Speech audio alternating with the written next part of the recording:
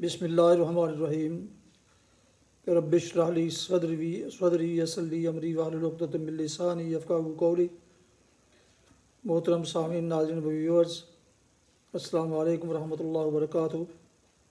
اللہ تعالیٰ آپ کو، آپ کے اہل خانہ کو ہمیشہ اپنی حفظ و امان میں خوش رکھے، آمین۔ راہ ہدایت و نجات کے سلسلے کا ولاغ درس قرآن کا آغاز کرتا ہوں۔ مدرس ہوں گے جناب قاری حافظ مولانا محمد اقبال صاحب، خطیب جامعہ مسجد نگینہ محلہ انصاریہ شیخ ورہ۔ روحانی یا قرآن کا سلسلہ جو سراسر باعث خیر، باعث برکت، باعث نور، باعث ثواب ہے۔ روزانہ کی بنیاد پر میں اپنے یوٹیوب چینل بشیر رشیدی سے پیش کرتا ہوں، اللہ تعالیٰ کی رضا کے لیے اور عوام الناس کی آگہی اور تعلیم کے لیے۔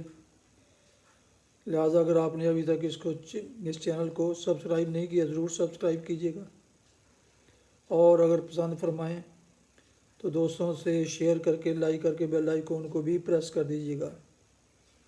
تو شروع کرتے ہیں درس قرآن۔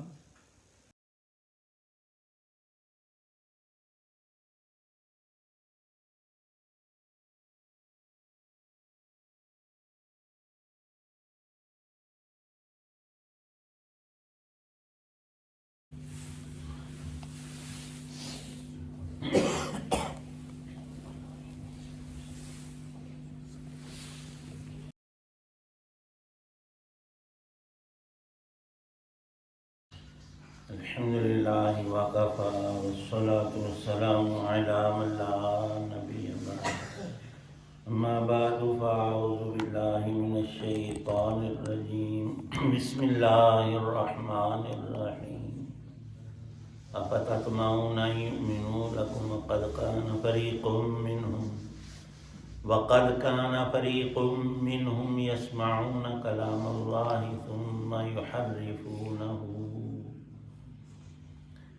ثم يحرفونه من بعد ما قالوه وهم يعلمون۔ صدق اللہ العظیم۔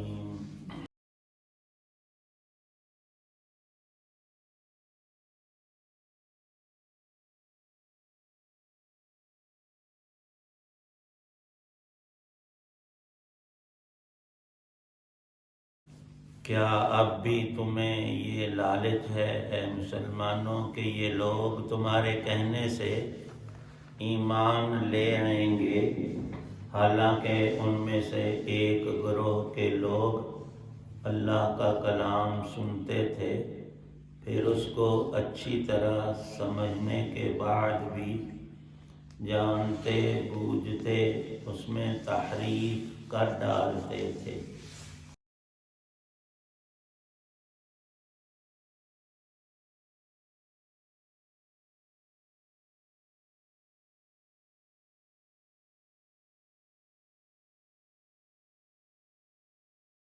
سورۃ البقرہ کی آیت 75 ہے۔ حضرت رسول کریم صلی اللہ تعالی علیہ وسلم نے مدینہ منورہ میں دو قوموں سے ایمان لانے کا ارشاد فرمایا۔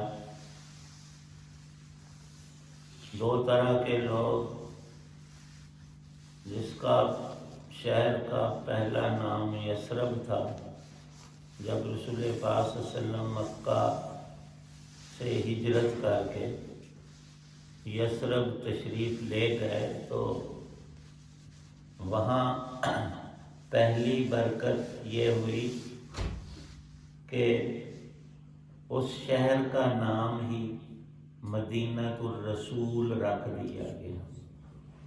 یہ شہر ہے اللہ کے آخری رسول کا، اور انہی کے نام پر اب تا قیامت ہے ہم ادب سے، محبت سے اسے مدینہ منورہ، نور والا شہر، مدینہ مطہرہ، پاک اور پاکی والا شہر، اور مدینہ الرسول، یہ جو ہم لا الہ الا اللہ محمد الرسول اللہ پڑھتے ہیں تو اب علی الاطلاق رسول اللہ کا ترجمہ تو ہوتا ہے کہ اللہ کے رسول، لیکن مراد ہے آخری رسول حضرت محمد صلی اللہ علیہ وسلم۔ جب ہم کہتے ہیں محمد الرسول اللہ تو سب کو پتہ چلتا ہے، اور جب بھی مسلمان کہتا ہے رسول اللہ تو مراد محمد صلی اللہ علیہ وسلم۔ ہم کہتے ہیں کہ کلمہ پڑھو تو پورا کلمہ طیبہ مراد ہوتا ہے، اور ذکر میں تو 1 یا 3 دفعہ پڑھ کر پھر کثرت سے ذکر کے اندر لا الہ الا اللہ، لا الہ الا اللہ، یہ تو اللہ پاک کی الوہیت، وحدانیت، ربوبیت اور شانوں کا بیان ہے۔ یہ ہمیں ملی کہاں سے؟ ہم نے اپنے پاس سے نہیں گھڑی، اللہ نے وحی سے خود ہمارے پیغمبر حضرت محمد صلی اللہ علیہ وسلم کو بتایا ہے۔ یہ ان کا لایا ہوا سچا اور حق دین ہے۔ یہاں پر ان لوگوں سے جن میں چند ایک کے نصیب اور بخت بہت اعلیٰ تھے، لیکن ہم سمجھتے ہیں کہ یہ لکھا ہوا صرف پیش آ جاتا ہے، نہیں، اس میں ہمارے کسب کو، انسانوں کی ہمت کو، کام کو، ذہن کو دخل ہوتا ہے۔ ہر علاقے سے، عرب کے دور دراز جگہوں سے بھی ہر سال حضرت ابراہیم علیہ السلام کے بعد ہزاروں سالوں تک، سینکڑوں نے 3000 سال لکھا ہے کہ عرب کے لوگ خانہ کعبہ شریف کا طواف کرتے تھے اور حج کرتے تھے، اور حج کے دن اس وقت سے مقرر تھے۔ یثرب کے کچھ لوگ نبی پاک صلی اللہ علیہ وسلم سے ملاقات کرتے ہیں ہجرت سے 3 سال پہلے، وہ چند ایک مرد اور عورتیں مسلمان ہو گئے۔ انہوں نے جا کے اپنے قبیلے اور شہر میں اپنے رشتہ داروں کو بتایا کہ وہاں ایک رسول ہیں اللہ کے، ہم ان پر ایمان لے آئے۔ کچھ اور مسلمان ہو گئے۔ اگلے سال انہوں نے بھی، چونکہ ابو جہل، لہب، اس طرح کے بدماش جو تھے مکے کے چودھری، بڑے مالدار، وہ اذیت پہنچاتے تھے جو ایمان لے آئے، اس لیے رات کے وقت میں آپ نے ان سے حج میں ملاقات کی تھی۔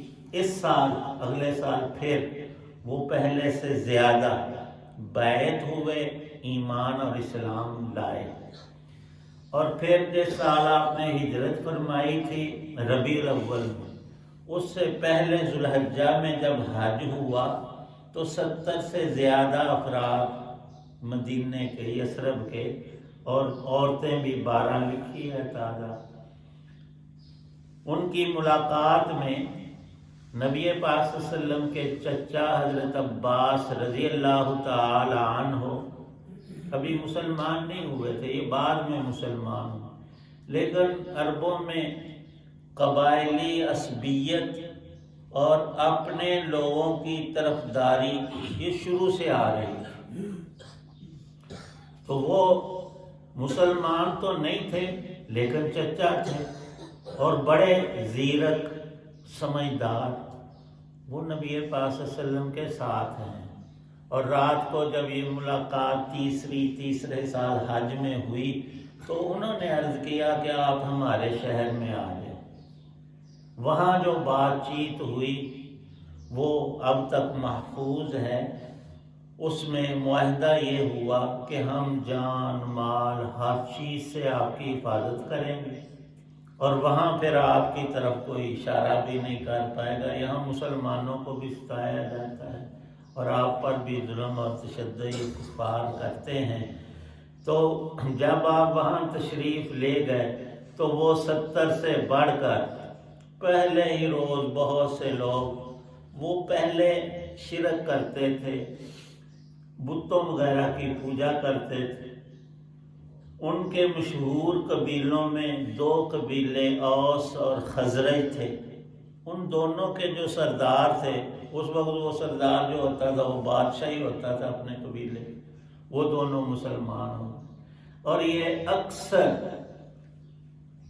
ان کو وہ دوسرا گروہ تو یہود کا تھا، بنی اسرائیل قرآن میں آیا، اور یہ جو مشرکین تھے اوس اور خزرج اور دیگر کچھ قبائل ان کے تحت میں، یہ سارے مسلمان ہو گئے، ان کو ایمان نصیب ہو گیا.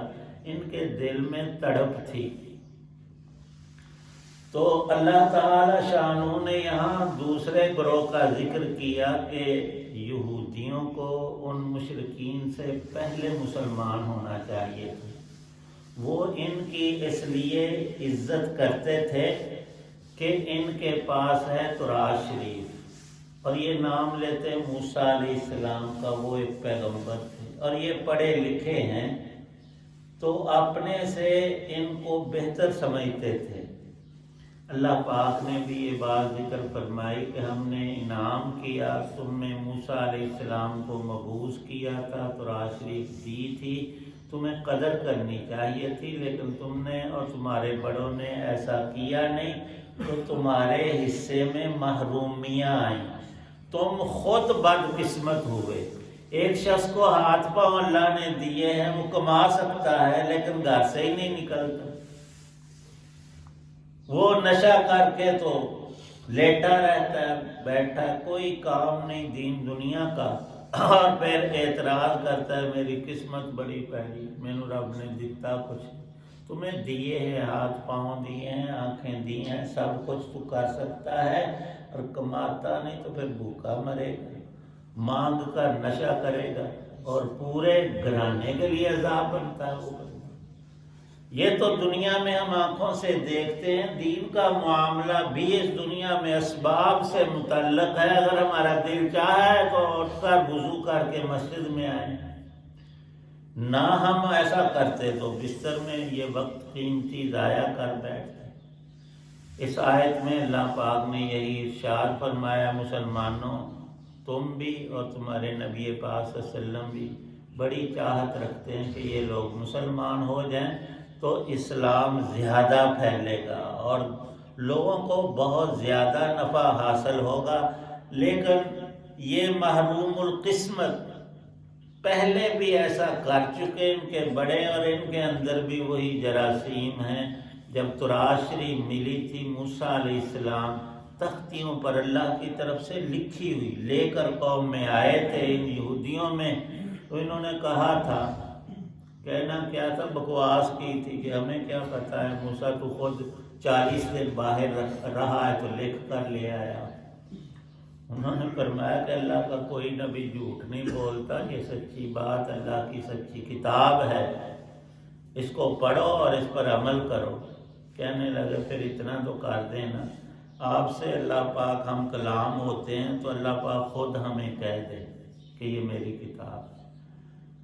موسیٰ علیہ السلام نے دعا کی کہ یا اللہ یہ ضدی لوگ ہیں، تو اللہ نے فرمایا کہ ان میں سے چن کر 70 آدمی طور پر لاؤ. وہاں پہنچے تو اللہ پاک کی آواز جیسے موسیٰ علیہ السلام سنتے تھے، انہوں نے بھی اسی طرح سنی. اللہ نے فرمایا یہ میری سچی کتاب ہے جو موسیٰ کو عطا ہوئی، تورات شریف. پھر آگے اڑ گئے، کہنے لگے کہ ہم نے رب کو دیکھا تو نہیں. موسیٰ علیہ السلام نے فرمایا کہ یہاں کوئی بھی نہیں دیکھ سکتا، اور انسان میں اتنی طاقت نہیں کہ رب کو دیکھے. اللہ تو اپنی قدرتوں سے پہچانا جاتا ہے، اور قدرت کی نشانیاں ہمارے وجود اور زمین و آسمان اور کائنات کی ہر چیز میں بے حد اور بے شمار ہیں. کہنے لگے کہ نہیں، تو ایک بجلی کے کڑکے میں سب بے ہوش ہو گئے، اور بعض مفسرین فرماتے ہیں مر گئے. موسیٰ علیہ السلام نے پھر دعا کی کہ یا اللہ ان کے پیچھے والے کہیں گے کہ کسی ہیلے سے موسیٰ نے انہیں مار دیا، خود واپس آ گئے، ان کو زندہ کر دے. اللہ نے ان 70 کو زندگی بخشی، واپس آئے. لوگوں نے پوچھا ہاں، کہنے لگے ہاں بالکل اللہ کی آواز تھی. اللہ نے فرمایا یہ میری سچی کتاب میں نے موسیٰ پر اتاری ہے، تم اس پر عمل کرو. اور ساتھ میں ایک گانڈا کولو لا کے کہنے لگے اللہ نے یہ بھی فرمایا ہے جرا سوکھا سوکھا عمل کر لیا، جو مشکل ہو نا تمہاری مرضی، سردیاں دے روزے ہون تے رکھ لیا کرو، گرمیاں ہون تے تہاڈی مرضی رکھو نا۔ یہ اللہ نے کوئی کہانی نہیں بتائی، ہمیں بتایا کہ تمہارے پاس بھی قرآن ہے، اس میں سارے احکام ہیں، نبی پاک صلی اللہ علیہ وسلم کی ساری سنتیں موجود ہیں، تم بھی ان کی طرح۔ وہ تو زبان سے بک دیتے تھے جو بڑی شدید چیز ہے، لیکن مسلمان ہم جو ہیں ہم کرتے ہیں، ہم اپنی مرضی ہی ہیں کہ جڑا سوکھا سوکھا ہے وہ تھوڑا بہت کر لیا، باقی اللہ کے سبوت معاف ہے سب۔ یہ غلط نظریہ ہے۔ معافی والا جو ہے نا، جو فرائض ہیں، جو اللہ کے احکام ہیں، جو سننے ادا ہیں، وہ سب کے لیے یکساں ضروری۔ اکیلے مولوی صاحب کے لیے یا کسی نے داڑھی رکھ لی، حج کر لیا، نماز اس پر فرض نہیں، تمام مسلمانوں پر فرض ہے۔ اللہ پاک فرماتے ہیں انہوں نے اللہ کے کلام میں تحریف کی، کہنے لگے قوم کو کہ اللہ نے یہ بھی فرمایا جو آسان ہے کر لینا، مشکل ہے تو تمہاری مرضی۔ اللہ فرماتے ہیں نہیں، میں نے یہ نہیں کہا، میرا قانون سب لوگوں کے لیے یکساں ہوتا ہے۔ وَهُمْ يَعْلَمُونَ، جان بوجھ کر کوئی بدھو بنے دین کے معاملے میں اور دنیا میں بالکل اس کا دماغ 100% چلتا ہو، تو یہ پکڑ کی چیز ہے، اس بندے کا اپنا نقصان ہے۔ اور اس آیت میں بتایا کہ ان کے اکثر افراد ایمان نہیں لائیں گے، اس پہ تمہارا دل نہیں بجھنا چاہیے، تم تبلیغ اور تشریح اور لوگوں تک ابلاغ کرتے رہو، کہنے والے کو ضرور فائدہ ہوتا ہے، سننے والا مان لے تو اس کا بھی نفع اور فائدہ ہے۔ اللہ پاک ہم سب کو عمل کی توفیق بخشے۔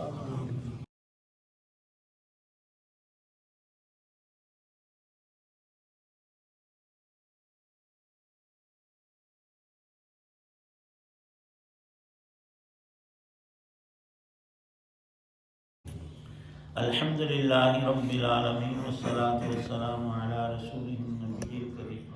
ربنا ظلمنا انفسنا وإن لم تغفر لنا وترحمنا لنکونن من الخاسرین۔ اللہم اعنا علی ذکرک شکرک وحسن عبادتک۔ بیماروں کے لیے دعا فرما، اللہ سب مریضوں کو شفا عطا فرما۔ یا اللہ پاک ہم سب کی ہر طرح سے مدد فرما، دین دنیا کی آسانیاں، نعمتیں، رحمتیں عطا فرما، تنگیوں، تکالیف اور پریشانیوں کو دور فرما۔ جتنے حضرات دعا میں موجود ہیں سب کی نیک دعاؤں کو قبول فرما، سب مسلمانوں کو دین کی سمجھ، پورے عمل کی توفیق عنایت۔ صلی اللہ تعالی علی خیر خلق محمد وعلی آلہ وصحبہ وسلم اجمعین، آمین برحمتہ۔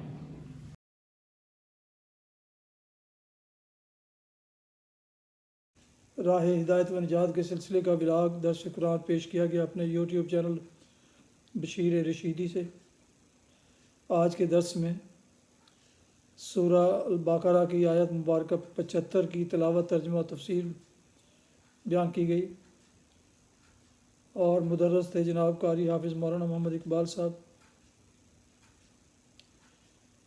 یہ روحانی اور قرآنی سلسلے کا ولاگ جو سراسر باعث خیر، باعث برکت اور باعث ثواب ہوتا ہے، روزانہ کی بنیاد پر میں اپنے اس یوٹیوب چینل پر اپلوڈ کرتا ہوں۔ اگر آپ نے ابھی تک اس کو سبسکرائب نہیں کیا ضرور کیجیے گا، اور اگر پسند فرمائیں تو لائک کر کے بیل آئیکن کو بھی پریس کر دیجیے گا، دوستوں سے شیئر کر کے، تاکہ آنے والے ایسے روحانی اور قرآنی نوٹیفیکیشنز آپ تک اور دوستوں تک باقاعدہ اور بر وقت پہنچتے رہیں۔